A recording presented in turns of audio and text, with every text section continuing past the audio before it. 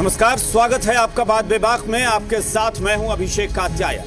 Election commission of India, भारतीय चुनाव आयोग ने यह तय कर दिया है कि बिहार में विधानसभा चुनाव तय समय पर होंगे। इससे पहले जब चुनाव आयोग ने गाइडलाइन जारी की थी तब भी ये कहा जा रहा था कि अभी गाइडलाइन जारी हुई है कि अगर चुनाव होते हैं तो ये सारे नियम कायदे होंगे जिनको फॉलो करना होगा। लेकिन तब भी था कि अगर कोरोना संक्रमण बढ़ता है या खतरा दिखता है तो हो सकता है कि चुनाव टले। बहुत सारे दल ये सोच रहे थे कि शायद चुनाव टले, लेकिन आज अंतिम मुहर लगा दी है चुनाव आयोग ने और यह कह दिया है कि बिहार विधानसभा के चुनाव 29 नवंबर से पहले हो जाएंगे। यानी 29 नवंबर जो डेडलाइन तय कर दी गई है उसके पहले बिहार में चुनाव होंगे। और जिन प्रदेशों ने, जहां पर बहुत सारे प्रदेश हैं जहां पर विधानसभा सीटों के लिए उपचुनाव होना था, एक लोकसभा सीट है जहां उपचुनाव होना है, इसको लेकर भी बहुत सारे दल अलग अलग राज्यों में मांग कर रहे थे कि चुनाव जो है फिलहाल टाल दिया जाए। लेकिन अब चुनाव आयोग ने यह भी कह दिया है कि बिहार विधानसभा चुनाव के साथ साथ 64 विधानसभा सीटों पर जो उपचुनाव होना है वो और एक लोकसभा सीट पर उपचुनाव होना है वो, ये सब बिहार चुनाव के साथ ही हो जाएंगे। अब सियासी हलचल तेज हो गई है। जेडीयू और कांग्रेस की वर्चुअल रैली होने वाली है, उसको लेकर भी कुछ हलचल है, वो रिपोर्ट देखिए। चुनावी दंगल में शुरू होंगे मुकाबले। 7 सितंबर को जेडीयू वर्सेज कांग्रेस, संवाद और क्रांति के बीच पहली लड़ाई। ये तय हो गया है कि 29 नवंबर से पहले जनता अपना फैसला सुना देगी। और अब इलेक्शन कमीशन के इस ऐलान के बाद जनता के बीच सभी दलों का मुकाबला शुरू होने जा रहा है। पहला मैच जेडीयू वर्सेज कांग्रेस के बीच है जो 7 सितंबर को खेला जाएगा और दोनों ही टीमें इसे लेकर बड़े बड़े दावे कर रही हैं। दरअसल भ्रष्टाचार और वंशवाद के बुनियाद पर खड़ी पार्टी अगर लोगों को क्रांति के लिए आह्वान कर रही है तो इससे बड़ा झूठ और पाखंड नहीं हो सकता। जदयू की एक रैली हो रही है और मेरा 7 तारीख से लेकर लगातार करीब 8-9 दिन करीब 19 जिला का रैली है। उसके बाद फिर 19 जिला जो बचता है उसका भी रैली है। ये पहली बार होने जा रहा है कि चुनाव में एक्चुअल राजनीति के लिए वर्चुअल प्लेटफॉर्म का इस्तेमाल किया जाएगा। तकनीक के सहारे जनता के बीच पहुंच बनाने की कोशिश होगी और कोशिश में कौन बाजी मारता है इस पर हर किसी की नजर है। जनता से लेकर सहयोगी तक मुकाबले को देखने के लिए तैयार है। जो कांग्रेस आज कर रही है हम लोग पिछले 90 दिन से कर रहे हैं। भाजपा के लोग, जदयू के लोग और इवन लोजपा के लोग भी, या लोजपा के पार्टी के नेता भी, हमारे ये सब तो कर ही रहे हैं। वार रूम कहें, पीस रूम कहें, उसको इलेक्शन रूम कहें, हम लोग इस काम पे हम सब लगे हुए हैं। जेडीयू जो वर्चुअल रैली कर रही है, एक्चुअल रैली जो गांधी मैदान में जेडीयू की हुई थी, पहले तो जनता ने साथ छोड़ दिया, फिर कार्यकर्ता सम्मेलन में भी भीड़ नहीं आई थी, सबको पता है। कार्यकर्ताओं ने भी साथ छोड़ दिया। अब इनका वर्चुअल रैली में कौन जुड़ेगा? तो 7 सितंबर के बाद पहले मुकाबले को लेकर दोनों दलों की तरफ से क्या क्या दावे किए जाते हैं इसका इंतजार कीजिए।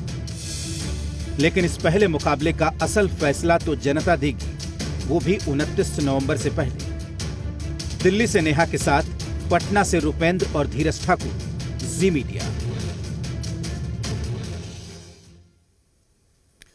तो इस वक्त हमारे साथ चर्चा के लिए जो मेहमान जुड़े हैं उनसे आपका परिचय कराते हैं। हमारे साथ जेडीयू के नेता और बिहार सरकार के मंत्री नीरज कुमार जी जुड़े हुए हैं। इसके अलावा बीजेपी की तरफ से पार्टी के प्रवक्ता डॉक्टर रामसागर सिंह हमारे साथ जुड़े हुए हैं। आरजेडी मुख्य विपक्षी दल से विधायक शक्ति यादव हमारे साथ जुड़े हैं।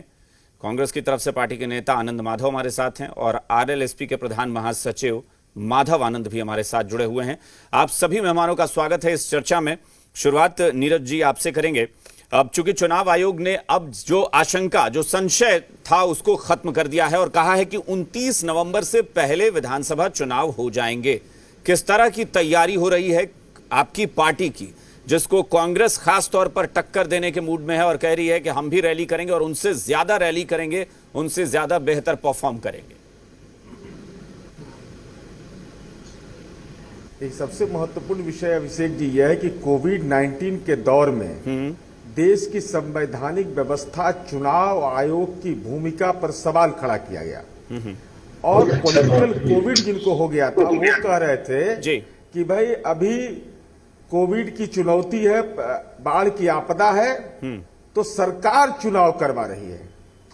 मैं नहीं समझ पाता हूं कि भाई चुनाव आयोग एक संवैधानिक संस्था है, करवाना चाहती है तो चुनाव आयोग ने संवैधानिक व्यवस्था के तहत किया। उनसे सवाल पूछिए अभिषेक जी कि अब तो अभी तो कोविड-19 की चुनौती है, बिल्कुल स्वस्थ होने का दर बिहार का बेहतर हुआ है।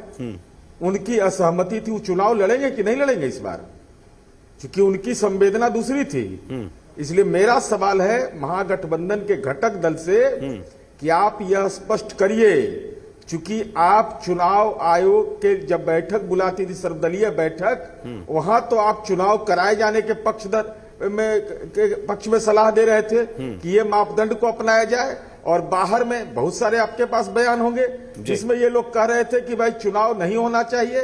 तब तो चुनाव होगा, चूंकि चुनाव होना आवश्यक इसलिए है कि संवैधानिक व्यवस्था है। तो पेट में जो दर्द हो रहा था, राजनीतिक दर्द के रूप में था, उनसे सवाल पूछिए कि चुनाव लड़िएगा कि नहीं लड़िएगा, क्योंकि वो परेशानी, वैक्सीन तो आया नहीं अभी है, जाहिर तौर पर ये हम तो कोई संभावना भी नहीं है। शक्ति यादव जी इसका जवाब देंगे। शक्ति यादव जी बताइएगा, आप चूंकि चुनाव आयोग ने जो भी उम्मीद कर रहे थे, तमाम दल या बयान दे रहे थे कि चुनाव नहीं होना चाहिए, अब तो कम से कम चुनाव आयोग ने कह दिया है, तो मुझे नहीं लगता है कि अब विरोध की कोई वजह बनती है। देखिए, जन दर्द का प्रकटीकरण संवैधानिक संस्थाओं के नजदीक करना कोई अपराध नहीं है। ये चुनाव आयोग को निर्णय लेना है कि चुनाव होना है। चुनाव आयोग ने निर्णय लिया है कि चुनाव होगा, तो जो संवैधानिक संस्थाएं हैं चुनाव कराने के लिए तैयार हैं, और कोरोना संक्रमण मुक्त नहीं हुआ है देश न राज्य। कल आपने देखा है कि आंकड़े सबसे अधिक पार कर गए। हम उस पर मेरी कोई बहस नहीं है, एक अलग बहस है जो चलेगा, लेकिन सवाल उठता है कि अगर चुनाव आयोग ने निर्णय यह दे लिया है कि 29 नवंबर के पहले हम चुनाव करा लेंगे और अन्य राज्यों में जो उपचुनाव है उसको भी हम करा देंगे, तो पॉलिटिकल पार्टियां अपनी बातों को रख सकती है। नहीं, लेकिन शक्ति यादव जी, चूंकि बयान जिस तरह के आ रहे थे, क्या वो बयान तो अब नहीं आएंगे ना, क्योंकि बयान इस तरह के बार बार आ रहे थे कि लाशों के ढेर पर सरकार चुनाव कराने जा रही है, सरकार चुनाव करा रही है लाशों के ढेर पर। ये थोड़ा सा लग रहा था कि एकदम सरकार पर हमलावर हो गए थे आप लोग। कम से कम अब वो बयान तो नहीं आएंगे। अभिषेक जी, जो हालात थे उस हालात में स्वाभाविक तौर पर जन संरक्षण के दिशा में हम अपना ध्यान आकृष्ट कराया। सवाल ये उठता है कि चुनाव आयोग है और चुनाव आयोग ने यह निर्णय लिया है कि हम चुनाव कराएंगे, तो पॉलिटिकल पार्टी, डिफरेंट पॉलिटिकल पार्टियां जिनको लोकतंत्र में आता है तो निश्चित तौर पर पार्टिसिपेट करेंगे। मैंने कहा कि चुनाव करती है, चुनाव हम कराएंगे, स्वाभाविक तौर पर उस चुनाव में भाग लेना मेरा कर्तव्य है, क्योंकि लोकतंत्र के महापर्व से हम अपने को असंबद्ध नहीं कर सकते हैं, क्योंकि लोकतांत्रिक प्रक्रिया में हमारा जो नहीं, ठीक है, लेकिन वो सवाल उठ रहे थे, सवाल आपके विरोधी इसलिए भी उठा रहे हैं क्योंकि मैं फिर कह रहा हूं कि नीरज जी जो अभी जिक्र कर रहे थे कि बयान बहुत कड़े आ रहे थे, नीरज जी कुछ कहना भी चाह रहे हैं शायद आपकी बात पे। नीरज जी, नहीं, हम ये कह रहे हैं कि यह स्पष्ट अब हो गया ना कि राज्य सरकार चुनाव नहीं कराती है, चुनाव आयोग कराता है। तो जो आप तथाकथित बयान जो राष्ट्रीय जनता दल के प्रतिपक्ष के नेता के द्वारा दिया गया, तो जैसे सब बात के लिए माफी मांग रहे, इस बात के लिए माफी मांग लीजिए कि भाई चुनाव आयोग जैसी संवैधानिक संस्था के कार्य क्षेत्र में अकारण राजनीतिक बयान देकर के उसका जो अपमान किया है राष्ट्रीय जनता दल ने, उसके लिए माफी मांग लेंगे ना तेजस्वी यादव? माफी मांगना चाहिए, क्योंकि आपने चुनाव आयोग जैसी संवैधानिक संस्था पर अपरोक्ष रूप से सवाल खड़ा किया और आप बयान दे रहे थे सरकार चुनाव करवाती है कि चुनाव आयोग के क्षेत्राधिकार है। अगर इतना भी ज्ञान प्रतिपक्ष के नेता को नहीं होगा तो कैसे इस बिहार का लोकतंत्र सुरक्षित रहेगा? सवाल इस बात का है अभिषेक जी। जी शक्ति यादव जी, आप 10 सेकंड में आप जवाब दे दीजिए ताकि मैं बाकी लोगों के पास भी चलूं। शक्ति यादव जी, चुनाव कराना चाहती है। Abhishek ji as a leader of, जो हमारी ड्यूटी है राज्य के अंदर में, देश के अंदर में जो हालात हैं उसका स्वाभाविक तौर पर हम जिक्र करके ये बात जरूर कहेंगे कि हालात जब गड़बड़ थे, हालात जब गड़बड़ हैं, तो स्वाभाविक तौर पर हमारा संरक्षण हमारा पहला कर्तव्य है। तो as a leader of position हमको दोनों भूमिकाएं अदा करना है। हम जन संरक्षण के दिशा में मैंने कहा था कि लाशों के ढेर पे चुनाव नहीं होनी चाहिए, और ये चुनाव आयोग को आगाह किया। अगर चुनाव आयोग को चुनाव करानी है, मान लिया कि चुनाव आयोग ने निर्णय ले लिया कि हमें चुनाव करानी है नवंबर के पहले, तो as a political party participate करेंगे। चलिए ठीक है, हम जरा दूसरे के पास चलते हैं। डॉक्टर रामसागर सिंह हमारे साथ हैं। रामसागर जी, आप बताएं, अब चूंकि चुनाव आयोग का यह फैसला आ गया है कि 29 नवंबर से पहले, तारीख को लेकर भी है क्योंकि उससे पहले दिवाली और छठ का वक्त होगा,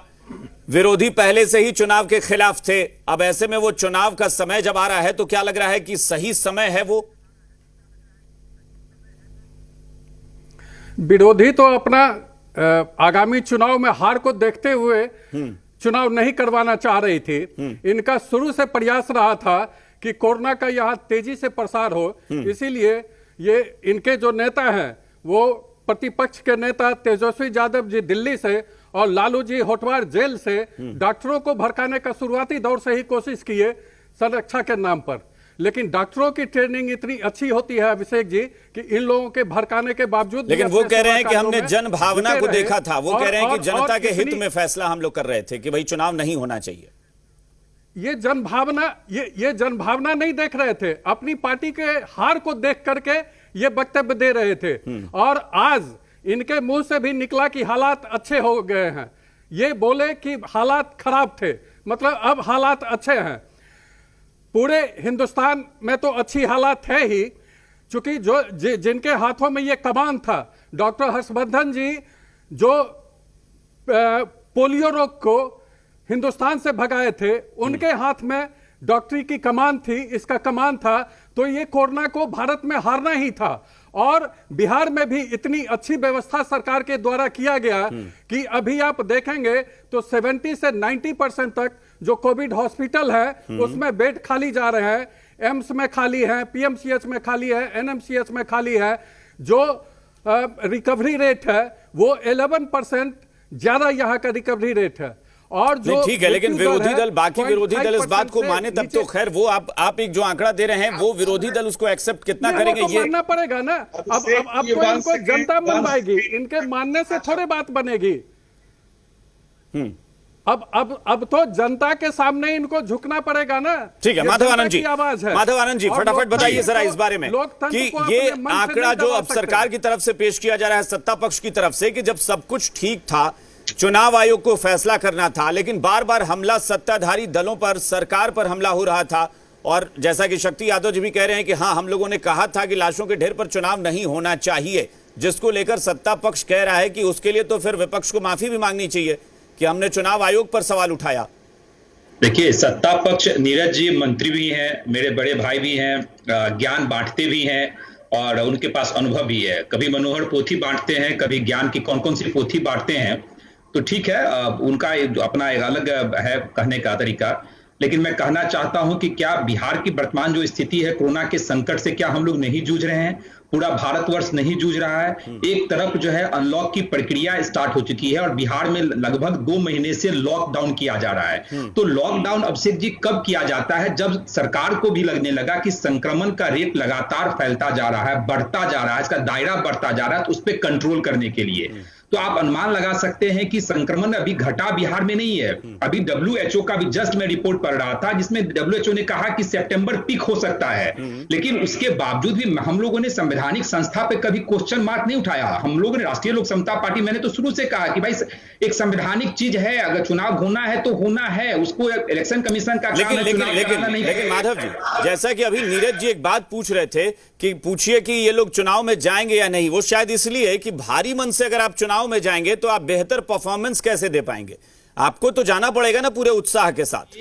अभिषेक जी चुनाव में अच्छी तरह जाएंगे। इनके 15 साल जो उनका जो कुशासन रहा है, 15 साल में जितने वादे किए थे, चाहे रोजगार का हो, उद्योग व्यवस्था लगाने की बात हो, पलायन रोकने में विफलता की बात हो, बाढ़ की विभीषिका हो, अगर बहस करने का मौका दीजिए। मैं बोला ना कि आदरणीय है, मेरे बड़े भाई हैं, मैं तो कभी चाहता हूं उनके साथ 2 घंटा बहस करवा लीजिए, हिंदी में, इंग्लिश में, जिस भाषा में बहस करवाने की जरूरत पड़े।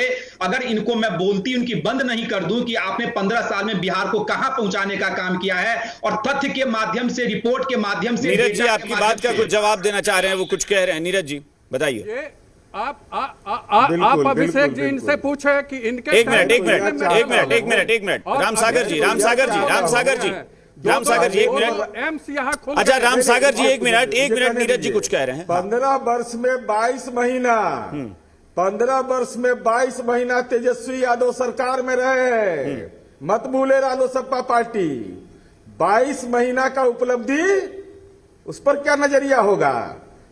और हिंदी अंग्रेजी नहीं, जहां मर्जी करे। और हम तो सलाह देंगे अभिषेक जी आपको कि माधव आनंद जी रहते तो दिल्ली में है, आप जरा अपने पैतृक गांव में ही विकास का जो हमने काम किया है वही बहस आयोजित कर लीजिए। नीरज जी 15 वर्ष आपका भी है। मैं आपकी तरह मंत्री नहीं हूँ, आपके तरह मंत्री नहीं हूँ, मैं अपने गृह क्षेत्र में देख के आया हूँ। एक मिनट माधव जी, आप लोगों ने लगाई है, विद्यालय वाला नहीं है मेरा नेता। माधव जी जेल में बैठ करके प्रवचन नहीं कर रहा है। इसको मनोहर पोथी नहीं देंगे तो क्या देंगे?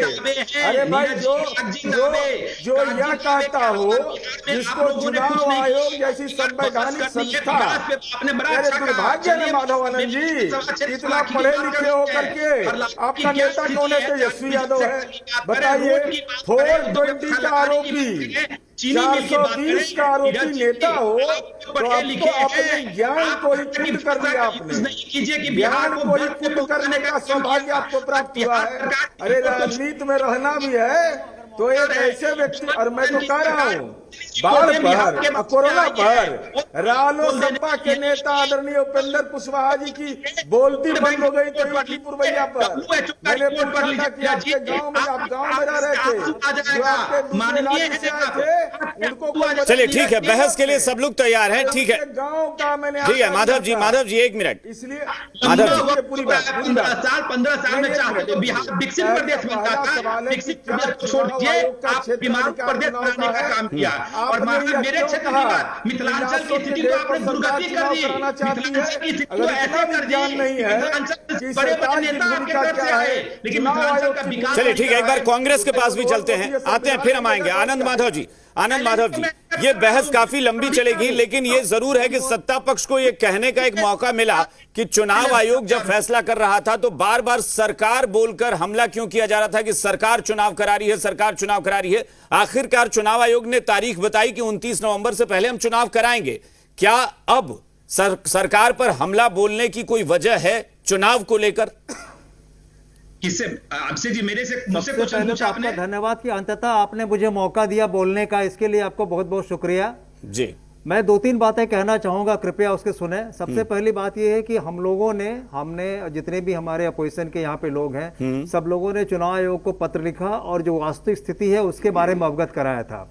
अब वो सच आज भी है, ऐसा नहीं कि वो सच समाप्त हो गया है, लेकिन एक राजनीतिक दल होने के नाते चुनाव तो हमारा पर्व है, हम तो उसमें जाएंगे ही। और नहीं अगर जाएंगे तो फिर इन लोग जो 15 साल जो कुकर्म किए हैं, इनका लोग जनता के पास ले कैसे जाएगा? तीसरी बात, आज के समय में पूरी की पूरी जनता जो स्थिति है, इसमें कोरोना काल में जो प्रश्न आज भी ये खड़ा है कि उसकी सुरक्षा की व्यवस्था पूरी तय हो। ये मैं आज भी डिमांड उठाऊंगा कि जितने उम्मीदवार होंगे, जितने वोटर होंगे, उनको पूरी तरह सुरक्षित होकर वो वोट दें, ये बहुत आवश्यक है। इसी पे हम लोग ध्यान उठा रहे थे। और सबसे महत्वपूर्ण बात जो मैं कहना चाहूंगा वो ये कहना चाहूंगा कि पूरी की पूरी जनता तैयार है इस 15 साल के पाप को धो देने के लिए। और आप देखिएगा कि 20 नवंबर को जब रिजल्ट आएगा, जो चुनाव ने घोषणा किया है, तो क्या निकलेगा। हम तैयार हो ना हो, जनता तैयार है, ये बात आप निश्चिंत होकर समझ लीजिए। क्योंकि अगर आप जाके देखिए गांव में, खेतों में, लेकिन आनंद माधव जी, कस्बों में, अगर आप कह रहे हैं कि हम चाहते थे कि सिर्फ जनता के लिए जो वोटर है उसकी हिफाजत का हो, तो जिस दिन गाइडलाइन जारी कर दी गई थी आयोग की तरफ से, हमने उम्मीदवार की भी चर्चा की, लेकिन आयोग की तरफ से जब गाइडलाइन जारी कर दी गई थी, सबके लिए रूल्स रेगुलेशंस बना दिए गए थे, उसके बाद तो कम से कम इस पर चुप हो जाना चाहिए था। उसके पहले पत्र दिया था हम लोगों ने। अभिषेक जी आपको याद होगा कि पत्र देने की तिथि 11 तारीख को अंतिम थी, उसके पहले 31 अगस्त था, और उसी समय सीमा के अंदर हम लोगों ने पत्र दिया था, और गाइडलाइन उसके बाद जारी हुई है। इसीलिए कहीं इसमें दो मत नहीं है। और ये जो है ना, सच को चुनाव कराने की हड़बड़ी किसको थी, ये सबको पता है, ये सबको पता है। This is open secret. फिर हड़बड़ी की बात कहां आ गई? यही वजह है ना कि वो लोग सवाल उठा रहे, वो कह रहे हैं कि भाई 5 साल पूरे होते हैं तो चुनाव होते हैं, ये तो लोकतंत्र की व्यवस्था है। फिर हड़बड़ी की बात कहां आ गई? बिल्कुल होता है, लेकिन ऐसी भी परिस्थिति आई है कि चुनाव आगे भी बढ़ी है। अभी नहीं कि भागना इसलिए चुनाव से चाह रहे थे, मैं खुलासा। अच्छा, एक बात बताइए कि आप फिर ये क्यों नहीं मानकर चल रहे हैं कि चुनाव आयोग को भी अपना अधिकार है, वो तय करे? इनके नेता चाइना से, सोनिया गांधी और राहुल गांधी जी चाइना से पैसा लेकर करके देश विरोधी कार्य करके पाप करते हैं, और ये पाप की बात बताते हैं। क्या बात करेंगे? ये जनता बता देगी कहां का खुलासा हुआ था, इनको पता है देश की जनता को जानकारी मिल गई है, इसलिए ये चुनाव से भागना चाह रहे थे, क्योंकि चुनाव में इनको सबक सिखाएगी जनता करते हैं। और आनंद माधव जी, आप परोक्ष रूप से अब भी तो यही कह रहे हैं कि सरकार को बेचैनी है चुनाव कराने की। अभी भी तो आप वही कह रहे हैं ना जो ये लोग कह रहे हैं कि आपत्ति है जिनको। कुकर्मों का सजा जनता देगी। अभिषेक जी, मुझे 10 सेकंड का मौका दीजिए। चुनाव से कोई नहीं भागना चाह रहा, पहले दिन से हम लोगों ने कहा है, और लिखित रूप में हम लोगों ने दिया है। पैसा लेने में पहले दिनों में लिखित रूप से के, अरे आपसे ज्यादा भ्रष्ट नेता तो कोई होगा नहीं जो स्थिति है, इसलिए पूरे राज्य। ठीक है, शक्ति यादव जी भी कुछ कहना चाह रहे हैं, फिर माधव जी आपके पास भी आएंगे। शक्ति यादव जी, 10 सेकंड में आप अपनी बात कहिए। आप देश को लूटने का शक्ति यादव जी, काम आप कहा करते थे, गरीबों के लिए काम हुआ, शौचालय बना, घर बना, अरे शौचालय बिजली मिली, ये गरीबों का काम शौचालय बना है, गरीबों का काम को मानते नहीं है। शक्ति यादव जी, शक्ति यादव जी की सिर्फ अपने जोर से अपनी बात रख, ये गरीबों का दुश्मन पैसे वहां पटना गया। शक्ति यादव जी की आवाज दीजिए प्लीज। घोटाला होगा। शक्ति यादव जी, अरे इनको ड्रॉप करिए, पहले एक बात जान लीजिए, हमने कहा कि जन संरक्षण की दिशा में हमने सवाल खड़े अगर किए, जन संरक्षण के दिशा। आपकी आवाज में कुछ गड़बड़ी आ रही है, इसलिए मुझे माफ कीजिएगा, रोकना पड़ेगा। माधव जी 10 सेकंड में आप अपनी बात कहिए, फिर नीरज जी से आखिरी टिप्पणी लूंगा। अभिषेक जी, माननीय मंत्री जी को, माननीय मंत्री जी तो मनोहर पोथी बांटते हैं, मैं इनको WHO यूनाइटेड नेशन नीति आप WHO की बात अभी छोड़िए। माधव जी इस पर आइए कि जब गाइडलाइन जारी हो गई थी उसके बाद भी वो सवाल कह रहे हैं कि बार बार सरकार पर सवाल क्यों? फीसदी साबित हुआ, ये मनोहर पोथी बांटते रहे, मैं इनको यूनाइटेड नेशन का रिपोर्ट बांटने का काम करूंगा, उनके आवास पे भेजूंगा, और ये रिपोर्ट जब पढ़ लेंगे तब कभी आपसे मौका मिलेगा तो हम लोग चर्चा भी करेंगे। ठीक है, अंतिम टिप्पणी नीरज जी आखिरी टिप्पणी 10 सेकंड में आप बताइए। अभी भी ये लोग इसी बात पर अड़े हुए हैं कि सरकार को चुनाव जल्दी कराने की बेचैनी थी। नीरज जी, मुद्दे पे माधव जी प्लीज। कहना चाहता हूं केवल चुनाव आयोग के क्षेत्राधिकार को आपने माधव जी प्लीज, माधव जी हमारे पास समय नहीं है, प्लीज। अंतर आपको पता नहीं चला, माधव जी की आवाज के लिए माफी मांग लीजिए। और एक सलाह दे रहे हैं, देखिए जो आपका नेता है तेजस्वी यादव, उसका खानदान का बीमारी है संपत्ति लिखवा लेने का, तब तो चुनाव होगा तो कम से कम चुपचाप संपत्ति कोई नहीं लिखे, इसकी निगरानी जरूर माधवानंद जी कीजिएगा, क्योंकि सहयोगी पार्टी से लिखवा लेता है। लोकसभा चुनाव में वीआईपी पार्टी के उम्मीदवार से राष्ट्रीय जनता दल ने कार्यालय के लिए जमीन लिखवा लिया उनके परिजनों से। तो हम यही सलाह देंगे कि अब तो चुनाव के मैदान में जाना है, लेकिन संपत्ति दान कम से चलिए ठीक है, वो आरोप प्रत्यारोप एक तरफ है, लेकिन फिलहाल मैं सभी दलों से कहूंगा कि अब चुनाव आयोग ने तारीख भी लगभग, अब तारीख तो नहीं बताई है कि किस तारीख को, लेकिन डेडलाइन तय कर दी है, तो उसके लिए आप लोग तैयारी में अब जुट जाइए, बहुत ज्यादा वक्त नहीं है, और हो सकता है कि शायद अगले 1 हफ्ते 10 दिन के अंदर शायद तारीख का भी ऐलान हो जाए। बहुत बहुत शुक्रिया आप सबका इस चर्चा में शामिल होने के लिए। बात बेबाक में इतना ही, बने रहिए जी बिहार झारखंड के साथ। नमस्कार।